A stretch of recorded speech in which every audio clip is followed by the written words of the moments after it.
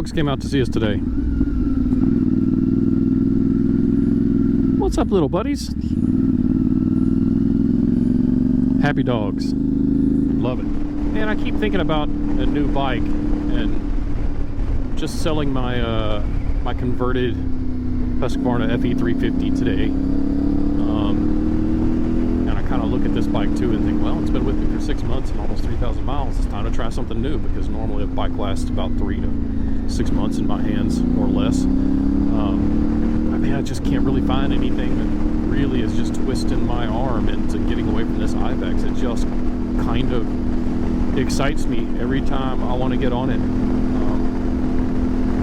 It's the one bike I've had out of the last 10 or so that just makes me want to get on it and ride it all the time. And every little mod I do makes it better. So I don't know, honestly, look, this is the first bike I bought for myself, brand new too.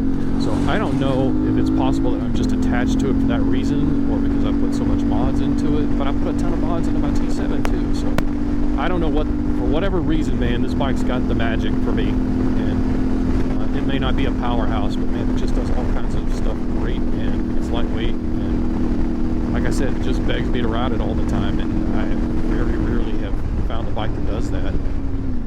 At this point, the top 2 contenders on my list are the new KTM 390 Adventure R. I've checked one of those out and ridden one of those, and it just does not have very much power on the low end, and that scares me that I'll get really bored with that really quick. And then the other one is the Aprilia Touareg 660, which is something I've wanted for a long time and have not invested in. And the only problem with that is I'm going to add probably about 30 pounds or so to the weight of the bike, and part of the purpose of getting this bike was just to go lightweight. So I don't know what I'm gonna do, man. I might get a wild hair and just go trade this in, I don't know, but at the time, and it's staying. I just keep doing stuff to it, and it just keeps getting better and better. If you've seen any of my videos, you know I also got a Team MSC tune on my ECU recently, and it smoothed things out, added some power. One of the things I had done that a lot of people do to this bike is they change from a 14-tooth sprocket to a 15-tooth sprocket to keep it a little bit less wound out when you're out on the highway. But I don't do a lot of highway running, so I tried the 15-tooth and it just dropped too much power. There's not a ton of power on tap with this bike to begin with, and it just dropped too much power. So I went back to the 14-tooth. In fact, I was doing so much kind of off-road, and I actually went up on the rear sprocket too, a couple of teeth, and added even more torque. But it definitely wound it out a little bit at 65, 70 miles an hour. It was bad, but it definitely wound it out. So, but point of all of this is with that MSC tune, it basically added enough power that when I put my 15-tooth sprocket back on, my original rear sprocket, so effectively I went up 1 tooth on the front from stock. It allowed me to gain back that power that I had lost. So to me, this tune, an ECU tune with a slip-on and an air filter, negates the power loss from the 15-tooth and makes it more like a stock with a 14-tooth, if that makes sense.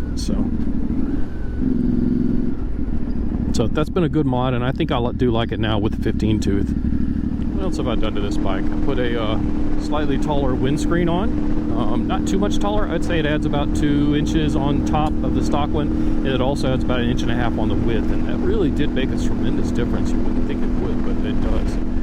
I'm very happy with that. And then you can, when you're in off-road mode, you can just crank it down, right, and get a little bit lower. If I'm really going like on like single track stuff, it takes like 3 minutes to put my original windshield back on, so it's really low. Let's see, and I put some Barkbusters VPS on here. I put Raid Garage short levers on there, which I really like. I put some Aero quick clip mirrors. These flip in and out really quickly. Those have all been good mods. There's little various doodads like this brake reservoir protector. I didn't trust the plastic just out there. I also, behind this CarPuride screen right here, which is a CarPlay screen or Android Auto, whichever phone you have, there's an aftermarket GPS mount that mounts directly to the dash instead of utilizing the bar that mounts to the windshield, because it shakes around, and it also rises with the bar. The original GPS bar mount rises when you crank the windshield up to, and I didn't like that, so I wanted it to stay in place, and I do think it's nice and fixed and firm, so that's good. And if you're not using a CarPlay device or an Android Auto device like this one, man, you're missing out on a lot of functionality. I do think they are on par with Garmin and everybody else by now. There's some pros and cons to each one, and there's plenty of videos on YouTube to explain those to you, but I really think they are at par or better in some ways. So that's been another big addition. I shouldn't say big addition. That's been another great addition. So I've also wired in, you can't see it down here, but I've also wired in a quad lock wireless charger and a vibration adapter for my phone here. So I keep my phone zoomed out so I can see where I'm at on the route overall, and then I keep my copyright screen zoomed in so I can see where I'm about to turn. That's been a really tried and true good setup. I've used that with and without cell phone service, and it works great. So really enjoying that too.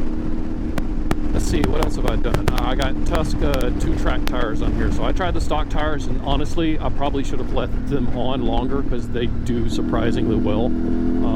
I've said this before, but I feel like they are a better version of that Pirelli Scorpion STR that they are a knockoff of. I feel like they're stickier. Just better all around. But I should have left those on, but I really took them off at like 100, 150 miles or something like that, maybe less.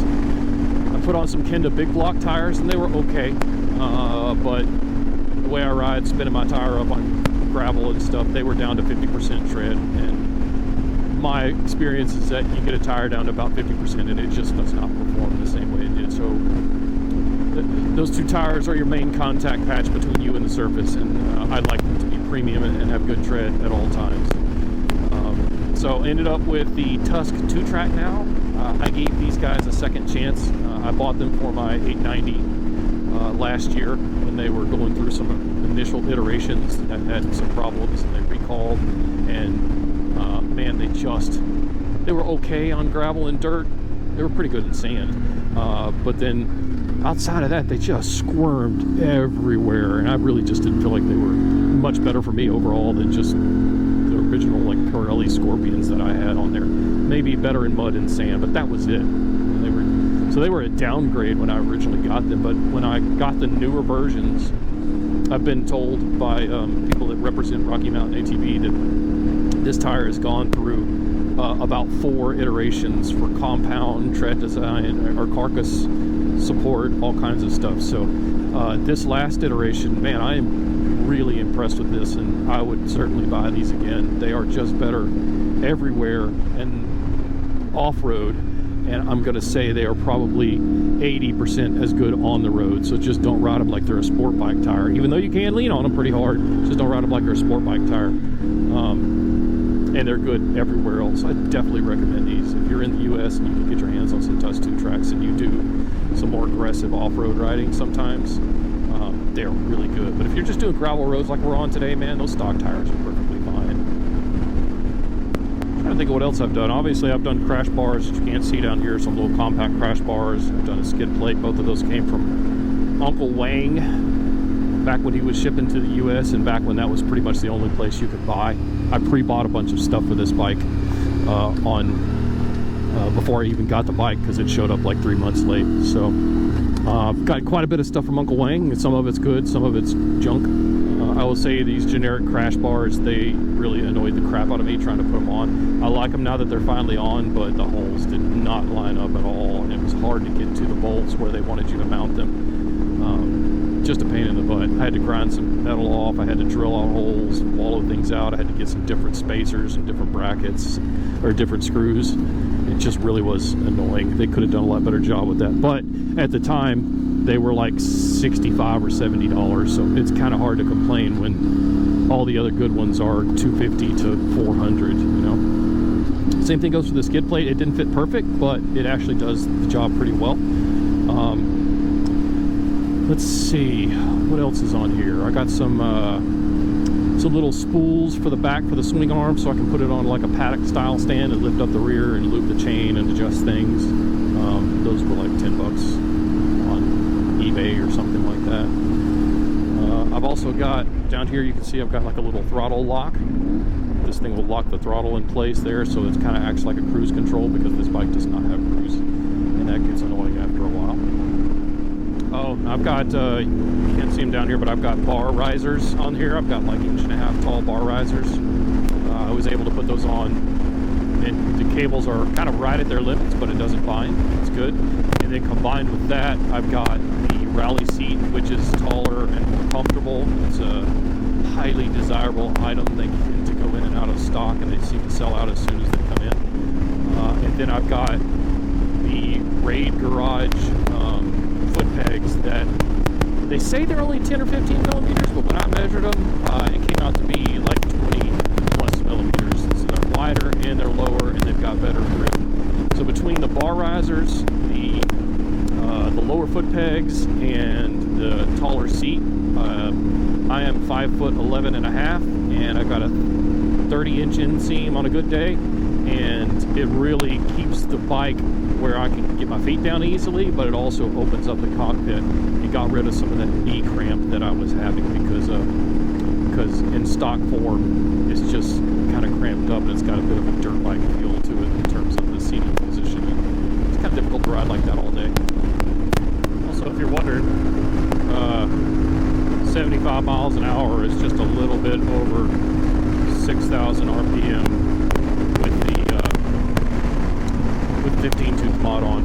So it's definitely better if you're somebody that cruises in the like 50 to 80 mile an hour range. It's definitely the right way to go.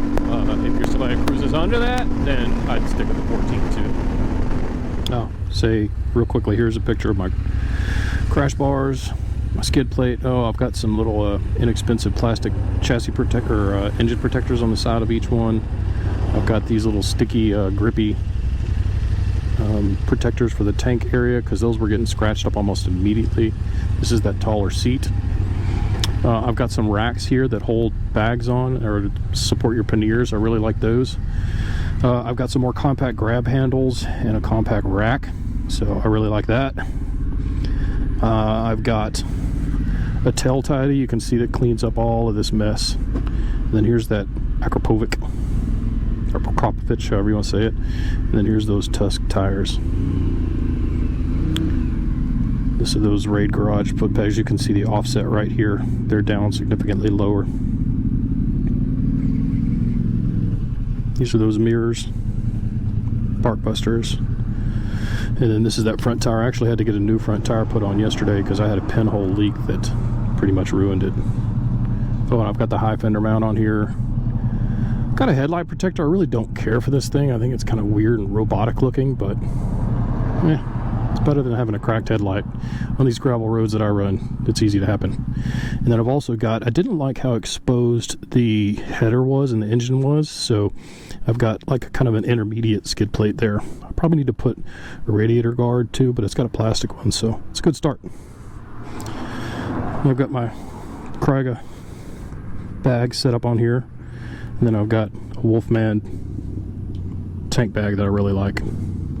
Quick shot of all the bikes here, so it's kind of cool.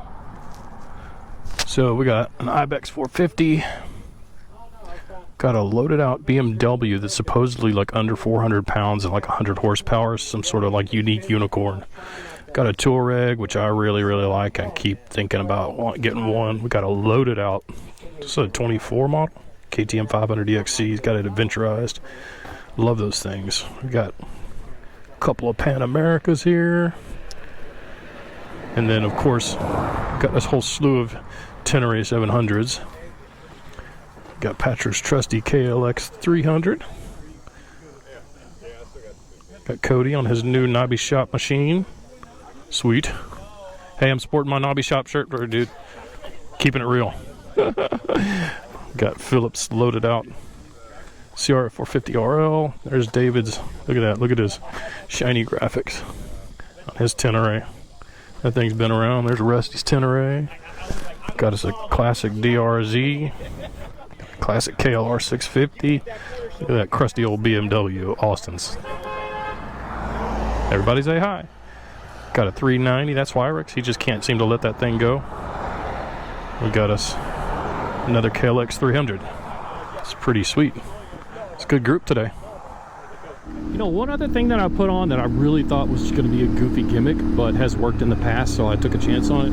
I bought like this little like $9 shift shaft brace. So it goes on the shifter shaft, so you pull the shifter off and it attaches to that, and then it braces itself on the motor. And I had a little bit of trouble getting it on because it would get stuck, but I shimmed it correctly and everything. And I'll be honest with you, I have not hit a false neutral, and all my shifts have been a lot more positive. I have not had any getting like kind of jammed down into a specific gear like I have in the past. So I'm a little shocked. I thought it was gimmicky, but it's actually working. My clutchless shifts are better. All my downshifts are better. I'm a little shocked, to tell you the truth. I shouldn't be too terribly shocked because it did work on my KTM and my Tenere 700 too, so I shouldn't be terribly shocked. But you just would think for $7 or $8 it wouldn't do much difference, but it really does. Now, I've talked about that Team MSC tune in a couple of my other videos there, and I really like it, and I think it is the solution to most people's kind of on-off so-called jerky throttle. It really makes a difference, in addition to some more power too. Now, also, I was a victim of some weak clutch springs, stock clutch springs. I don't know if they were just too short from a spec standpoint to begin with, but I've done a lot of research, and you can find my stuff on Facebook. I've measured everything out, and what it boils down to is the stock clutch springs just are too short, either over time or they came that way, I don't know, and they cause too much slip on the plates, and they'll wear your plates out real prematurely. So it took a lot of time and research and effort, but I found out that, number one, EBC makes clutch springs for the KTM 790 and 890 and some old BMW 650s that fit perfectly in here, that match the specs, and they have like a 0.1 millimeter thicker coil. So and they have the exact length that the stock clutch springs are supposed to be, which is like 42.5 millimeters or something like that. So that if you measure them side by side, they're 2 millimeters longer than what the stock springs are, but that actually, because the stock springs weaken and shorten or are too short to begin with, that actually puts you in spec. So I don't notice hardly any, it may be 5-10% difference in clutch lever feel too, but it changes the engagement point to feel a lot more normal, instead of just feeling like there's nothing, and then suddenly it engages. So I like that a lot. While I was in there putting in springs, it was a really easy do-it-yourself chore. While I was in there, on eBay and Amazon and anywhere else, you can find clutch plates and discs for the CF Moto 450 SS and SR and NK, and they all fit this bike. So I went ahead and put, oh shit, there was a deer, man. I went ahead and put new plates in too while I was at it. So that was like total of about 60 or 70 bucks shipped with tax and everything for the springs and plates, and I think that's a good upgrade. I finally broke down and bought a really nice mesh jacket. I had a mesh jacket, and it had a zip out liner, and you could certainly see through it. It was technically a mesh jacket, but it just was not anywhere as cool as this thing. This is, you can't really see it here on camera, but this is the Revit. I can't remember if it's the Nucleus or the Proteus. I get them confused, but it's the one that has like CE level armor and like the AA slide protection or A slide protection. There's one that's kind of just intended for off-road. There's one that's got slide protection. I started with the one that was off-road, and I watched a friend go down with this one on that has the slide protection, and it kind of convinced me to go ahead and move to the one with slide protection, because it certainly helped him. He didn't have a scratch on him, no bruise, no nothing. So I went ahead and upgraded to that. But what I was going to say about it is, like, you can't see, there's 2 stitch panels on here. The bottom panel is nearly see-through. So man, this thing breathes incredibly, especially when you're standing up. I can't believe how much airflow this thing gets, and still has slide protection, and still has really good CE padding on the chest, back, shoulders, elbows, forearms. I am pretty surprised. So this is a definitely must. And good protection and breathability during the summer. In Texas, it gets really hot. So that's a must. Interestingly enough, I talked about the 15-tooth sprocket here earlier. I was just in a headwind there, and I tried to go over 85, and I couldn't get it to go over 85. It really runs out of power, which is kind of a similar experience to what I had the first time I did it. So, you know, after more run time here, I think I'm going back to the 14-tooth sprocket for sure, because I could hit 95 easily with that.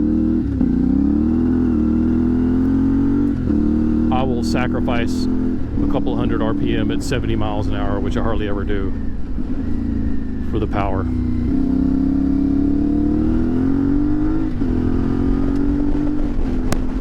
that wind is really strong, so that certainly was one of the reasons why I wasn't getting up to full speed there. But yeah, you know, as I said, I've been back and forth with the 14 and the 15 tooth and other stuff. I think I'm going back to 14 tooth and stock gearing. I think that's probably the happiest medium. If I was doing highway cruising, yeah, I'd do this. But if I was doing like some really heavy off-road all the time and never hitting 60 miles an hour, I'd go actually up on the rear sprocket. But just for general purpose 50-50 use like this, I think stock gearing is just kind of as good as it gets. Yeah, I'm in a headwind doing 70, and that's under 6,000 RPM. So yeah, I, for the third time, I'm not saying anything anybody doesn't already know, but if you like to cruise back roads and streets and stuff more than you do like gravel roads and off-road, that 15-tooth is probably good. Otherwise, leave it stock.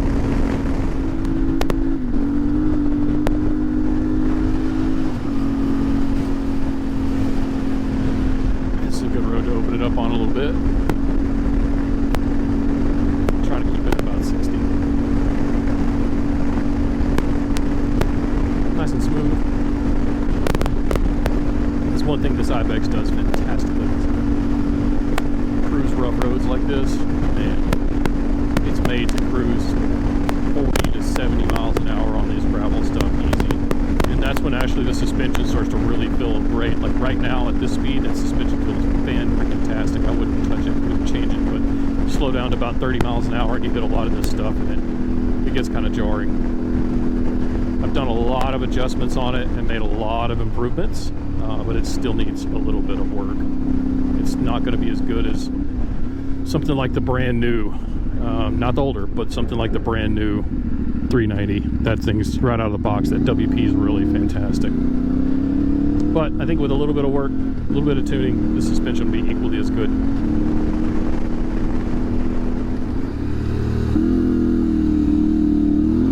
Oh, my goodness, slippery. It's dry.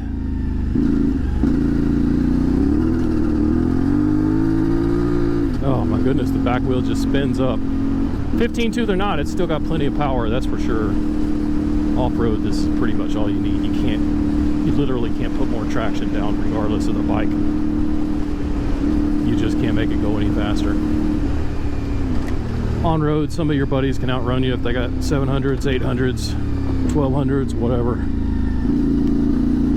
But off-road, can't really do anything different.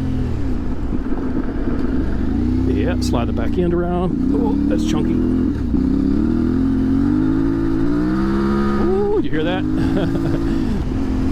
Lit it up coming out of there. Yeah, love this little road. This kind of stuff this bike was, I feel like, designed for, to be nice and playful.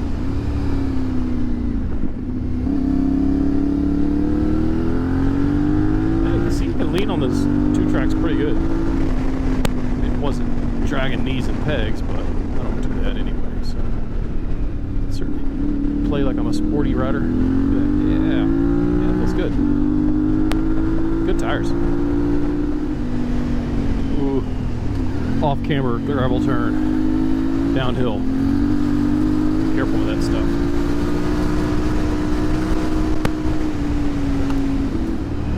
Ooh, that's a 90-degree turn. Back wheel's locked up. Accidentally hit neutral.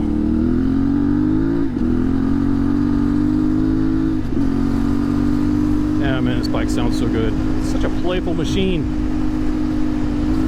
Just loves to play. I do like some gravel twisties. logo. And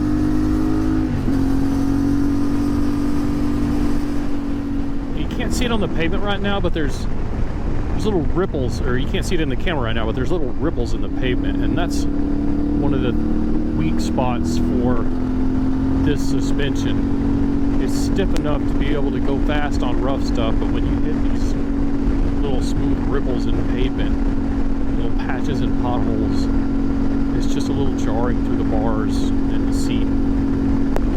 Something you can live with, but something I certainly am going to attempt to rectify at some point.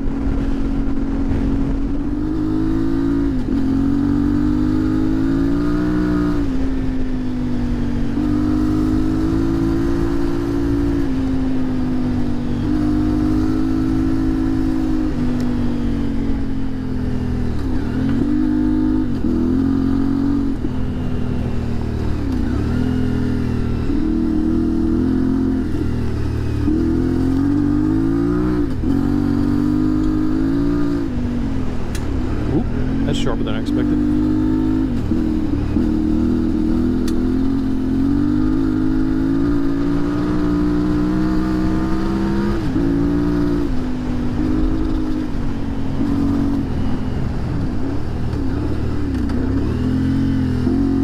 That's looser than expected.